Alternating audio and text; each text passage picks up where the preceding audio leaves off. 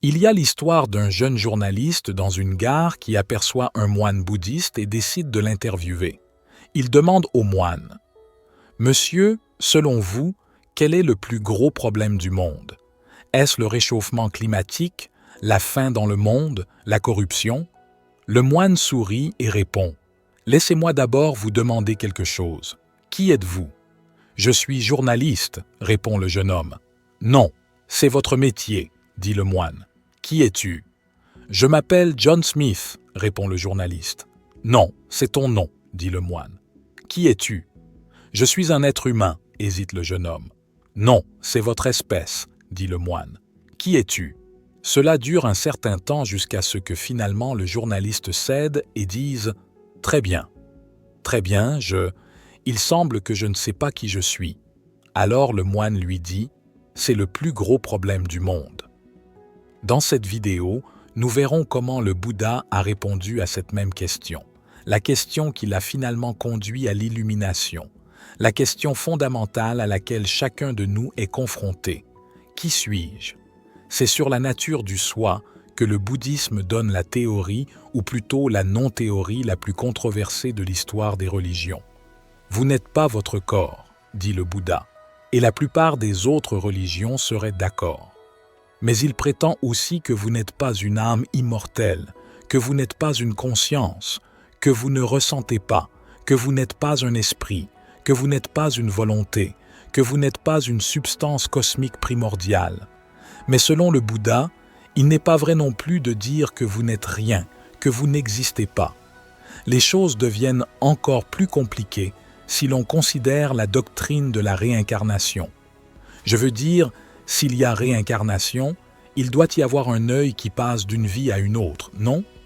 Quelqu'un qui hérite du bon et du mauvais karma? Faux.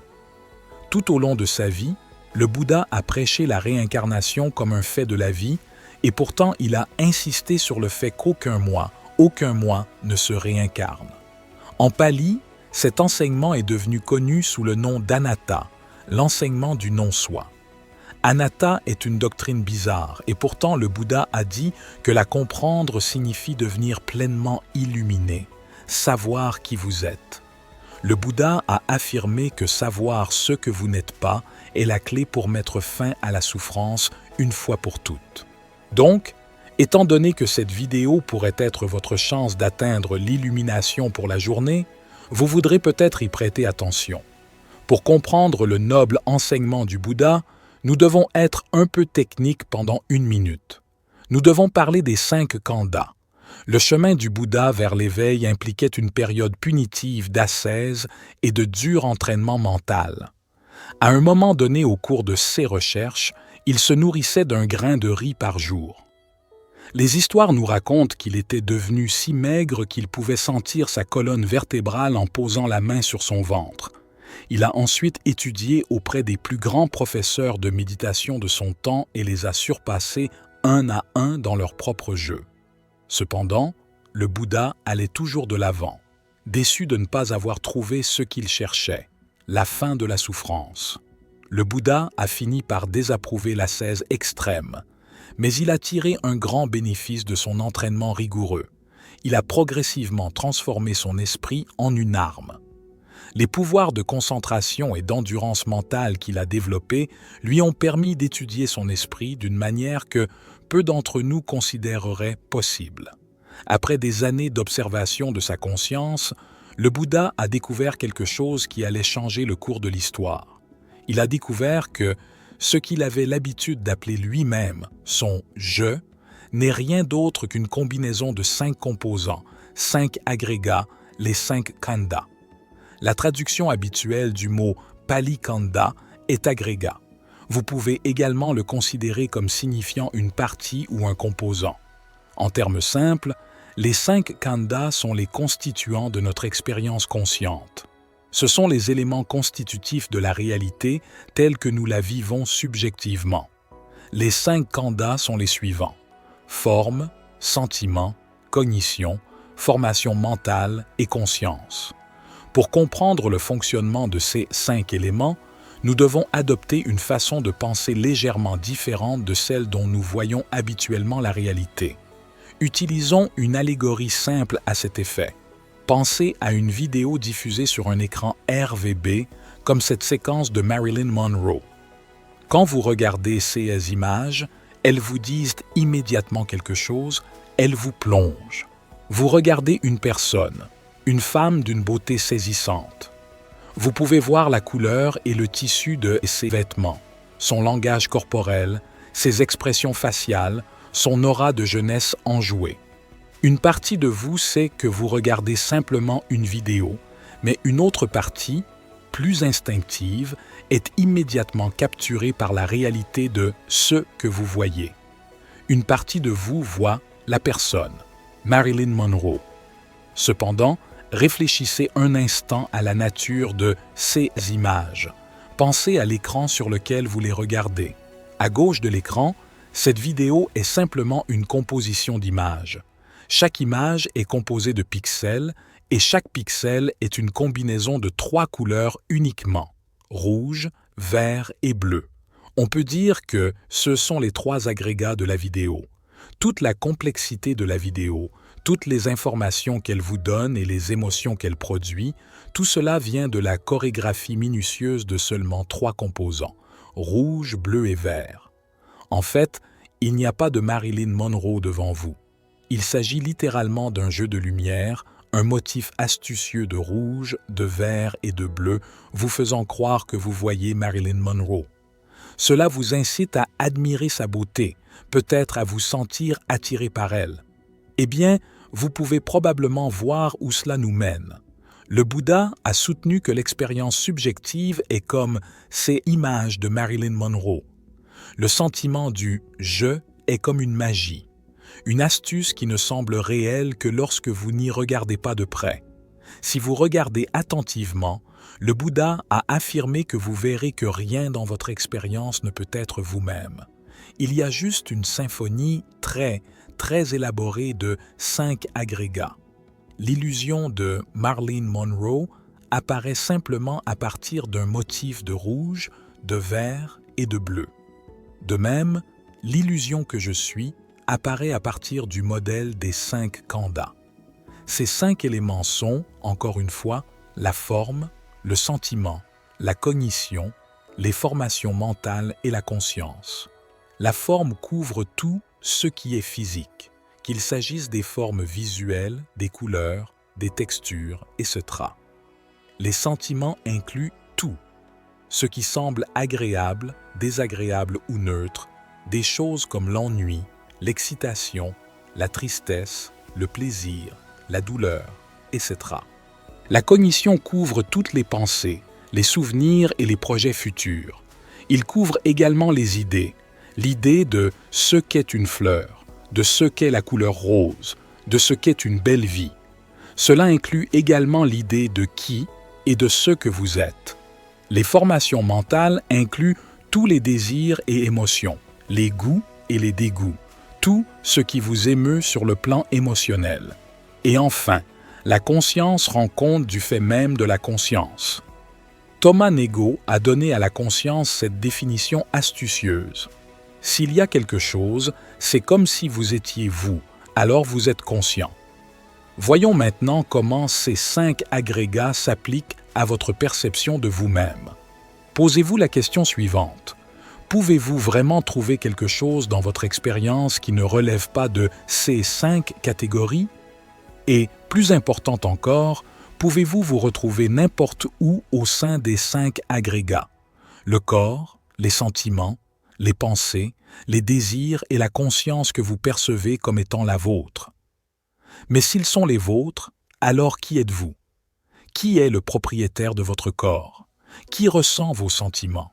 Qui est le penseur de vos pensées? Qui désire vos désirs? Qui est conscient de votre conscience? La réponse à toutes ces questions semble si intuitive, si évidente, si claire. C'est moi, je suis moi-même celui-là. Ce n'est même pas une conclusion rationnelle, mais un sentiment instinctif que vous existez, que vous êtes quelqu'un, un soi. Eh bien, c'est exactement lorsque nous atteignons cette intuition que le Bouddha dit « Attendez, vous ne faites pas attention. Voici comment le Bouddha voyait le monde. Lorsque les 5 agrégats se réunissent, les non-éveillés disent qu'une personne est née. Lorsque les agrégats s'effondrent, les non-éclairés disent qu'une personne est morte. Et lorsque les agrégats se dispersent puis se réunissent à nouveau selon un schéma différent, les illuminés disent qu'une personne s'est réincarnée, qu'une personne renaît.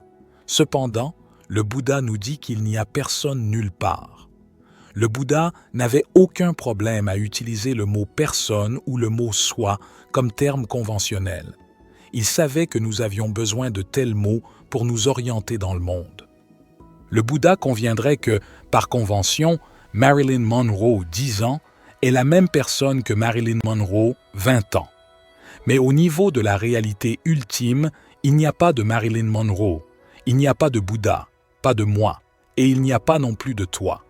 Ce ne sont que des flux différents de 5 agrégats qui s'écoulent dans le temps, s'effondrent puis se réunissent.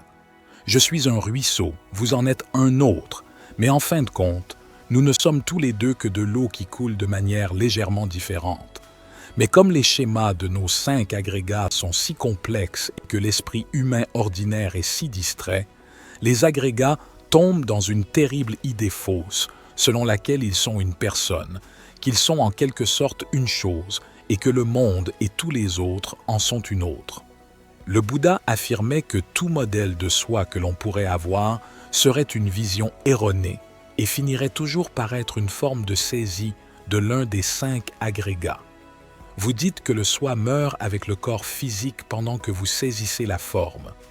Vous dites que le soi est ce qui est à l'intérieur de vous, ce qui vous fait du bien ou du mal. Vous vous agrippez aux sentiments. Vous dites « je pense », donc « je suis », et bien désolé René, vous vous accrochez simplement à la cognition. Ceux qui disent « je suis mes choix et mon libre arbitre » s'emparent des formations mentales. Et ceux qui voient le soi comme une pure conscience s'emparent de l'ensemble de la conscience. Le Bouddha a affirmé qu'aucun de ces éléments ne peut être le soi. Pourquoi? Il a donné 2 raisons principales. Premièrement, aucun des agrégats ne peut être le soi puisque vous ne pouvez contrôler aucun d'entre eux. Vous ne pouvez pas rendre votre corps en bonne santé simplement en le souhaitant, ni vous ne pouvez pas soudainement vous sentir calme alors que vous êtes en fait très anxieux. Vous ne pouvez même pas choisir quelle sera votre prochaine pensée. Ou plutôt, vous pouvez le choisir, mais vous ne pouvez pas choisir ce que vous choisissez. Les 5 agrégats changent selon des conditions et des causes qui leur sont extérieures. Par conséquent, aucun des agrégats ne peut être nous-mêmes. Deuxièmement, les agrégats vont et viennent. Ils ne peuvent pas être le soi parce qu'ils sont éphémères. Une minute, vous pensez et ressentez une certaine façon, et la suivante, cela change complètement. Un jour, votre corps est jeune et agile, mais avant de vous en rendre compte, ça fait mal de se pencher et d'attacher ses chaussures. Si vous étiez l'un des agrégats, alors lui aussi doit changer constamment. Mais alors, cela signifierait qu'un mois doit finir à un moment et qu'un autre doit commencer le moment suivant. Ce n'est clairement pas ainsi que notre intuition nous dit que nous sommes. Au fond, nous sentons que nous sommes des individus, que même si nous pouvons changer et nous développer, nous avons en nous un noyau permanent, un noyau qui persiste dans le temps. De toute évidence, aucun des agrégats ne peut constituer ce noyau, et nous arrivons ici au grand méchant du bouddhisme, dukkha. Ce mot pali est un terme très général, traduit de diverses manières par souffrance, malheur ou insatisfaction. C'est le sentiment, aussi faible ou fort soit-il, que pourrait être votre expérience. Mieux vaut que quelque chose ne va pas. Eh bien, le Bouddha affirmait que tout son enseignement n'avait qu'un seul but, comme si tout l'océan n'avait qu'un seul goût, celui du sel. De même, le Bouddha affirmait que chacun de ses enseignements avait le même goût, celui de la libération. Être libéré signifie être libre de dukkha. Cela signifie que pour vous, tout est devenu complètement, totalement et irréductiblement bien. Et selon le Bouddha, quelle est la raison numéro 1 de dukkha? C'est l'instinct qui nous dit « c'est moi, c'est à moi, c'est moi ». c'est le sentiment du « je » que le Bouddha a appelé saisir. Voyez-vous, le Bouddha n'était pas un philosophe. Il n'a jamais philosophé pour la philosophie. Chacun de ses mots, chaque action et chaque enseignement était concentré sur un seul objectif, la fin de dukkha. Il est important de comprendre que le Bouddha n'a pas enseigné le nez de la doctrine en tant que philosophe. Il se considérait plutôt comme un médecin de l'esprit humain. On pourrait même le qualifier de premier psychologue de l'histoire. Le Bouddha a vu les gens vivre leur vie dans l'ignorance totale de la réalité ultime. Nous observons notre corps, nos sentiments, nos pensées, nos désirs et notre conscience, et nous les appelons les nôtres. Nous les saisissons et nous nous y attachons. Nous accumulons des biens, nous courons après le rang social, après les relations, les expériences, la richesse. Mais le destin nous enlève inévitablement tout ce que nous avons accumulé petit à petit. Le temps et le changement nous enlèvent tout ce que nous pensons nous appartenir. Finalement, ils nous prennent nos vies. Combien de douleurs, combien de souffrances y a-t-il dans cette vie pour celle qui dit des choses qu'elle perd? Ceci est moi, ceci est à moi, ceci est moi-même. Et non seulement on souffre toute une vie, mais pendant des milliers et des centaines de milliers de vies. Dans une citation terrifiante du canon Pali, le Bouddha dit à ses disciples les mots suivants: « Au cours de ce long voyage, vous errez sans but de naissance en naissance. Il y a eu plus de larmes versées pour vous qu'il n'y a d'eau dans les 4 océans. » Le Bouddha voyait là une maladie de l'esprit humain. Il n'a jamais voulu nous moraliser en pointant notre ignorance en matière de saisie. Au contraire, il a prononcé ces paroles avec une grande compassion, avec une profonde compréhension de combien chacun de nous est voué à souffrir. Et pourtant, il y a de bonnes nouvelles. Le Bouddha savait par expérience personnelle que si nous voyons la réalité telle qu'elle est réellement, si nous voyons le moi comme une illusion créée à partir d'un modèle de processus séparés, si nous devons intérioriser cette compréhension afin de la connaître non seulement dans nos têtes, mais considérer cela comme un bon sentiment, si nous parvenons à vraiment éteindre complètement notre sentiment de « je », notre compréhension de la vie, si nous les éteignons comme le Bouddha l'a fait, eh bien, nous verrons tout tel qu'il est réellement. Nous saurons dans nos cœurs que tout va bien, qu'il n'y a rien à gagner ni rien à perdre. C'est la paix qui dépasse l'entendement. Le mot sanskrit pour cela est « nirvana ». Bien sûr, c'est beaucoup plus facile à dire qu'à faire, mais ce n'est pas impossible. Gautama Siddhartha l'a fait et est devenu connu sous le nom de Bouddha, signifiant littéralement celui qui s'est réveillé. Tout le bouddhisme est né de cette seule prise de conscience. Il y a eu un être humain comme vous et moi qui a un jour fait la découverte la plus radicale de l'histoire de l'humanité. Il cultiva son esprit au maximum de ses capacités et le ramena ensuite sur lui-même. Ce qu'il a découvert l'a changé pour toujours et a inspiré des millions de personnes à travers le monde à se prosterner devant lui avec révérence. En fin de compte, vous ne pouvez pas comprendre intellectuellement la doctrine du non-soi. Certainement pas à partir d'une vidéo YouTube. C'est un enseignement qui nécessitera votre dévouement total si vous souhaitez vraiment l'acquérir. Si vous souhaitez dissoudre ce sentiment instinctif en vous qui dit « je suis ». En fait, beaucoup de gens confondent le message du Bouddha avec l'idée que le soi n'existe pas. Mais le Bouddha n'a jamais dit cela. En fait, il a affirmé que dire « je n'existe pas » est tout aussi trompeur que de dire « je suis ». Pourquoi? Parce qu'alors, vous pensez toujours en termes de « je ». Anatta, que beaucoup de gens traduisent par la théorie du non-soi, devrait plus justement être traduite par la théorie du non-soi. Comprendre cet enseignement signifie transformer complètement votre vision du monde d'une manière difficile à décrire avec des mots. En fait, il n'y a aucune raison de croire que la personne qui comprend Anatta puisse l'expliquer à nous tous qui ne le savons pas encore. Tout.